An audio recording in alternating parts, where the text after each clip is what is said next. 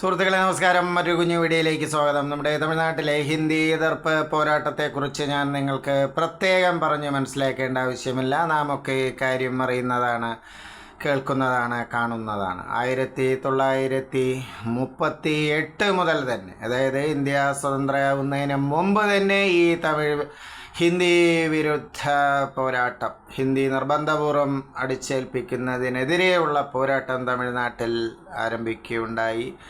പിന്നെ വർഷങ്ങളോളം അത് തുടരുകയായിരുന്നു.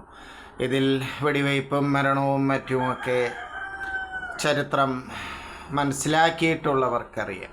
പക്ഷേ ഒന്നിവിടെ പറയാം, ഇപ്പോൾ കേരളത്തിലും തമിഴ്നാട്ടിലും ഇന്ത്യയുടെ തെക്കൻ ഭാഗങ്ങളിലെല്ലാം ബംഗാളികളും തൊഴിൽ ചെയ്യുന്നത് ബംഗാളികളും ഒറീസക്കാരും ആസാമികളുമൊക്കെയാണ്. അപ്പോൾ നമ്മുടെ നാട്ടിൽ പോലും ഒരു തൊഴിൽ സ്ഥാപനം നടത്തുന്നവന് ബംഗാളിയെ കൊണ്ട് പണിയെടുപ്പിക്കണമെങ്കിൽ ഹിന്ദി അറിഞ്ഞാലേ കാര്യം നടക്കുകയുള്ളൂ. അപ്പോൾ നമ്മുടെ നാട് വിട്ട് ഇപ്പോൾ നോർത്ത് ഇന്ത്യയിൽ പോകാൻ മാത്രമാണ് ഹിന്ദി ആവശ്യമായി വരുന്നത് എന്ന മൂഢധാരണ മാറ്റിയേ പറ്റൂ. നമ്മുടെ നാട്ടിൽ ജീവിക്കണമെങ്കിലും ഇന്ന് ഹിന്ദി അറിഞ്ഞിരിക്കണം. ചായയിൽ പഞ്ചസാര കുറവാണോ കൂടുതലാണോ വേണ്ടത്, അല്ലെങ്കിൽ കടുപ്പം കൂടുതലാണോ കുറവാണോ വേണ്ടത്, ഇതൊക്കെ ചായ അടിക്കുന്ന ബംഗാളിയെ ഹിന്ദിയിൽ പറഞ്ഞ് മനസ്സിലാക്കിയാൽ മാത്രമേ നല്ല ചായ നമുക്ക് കിട്ടുകയുള്ളൂ.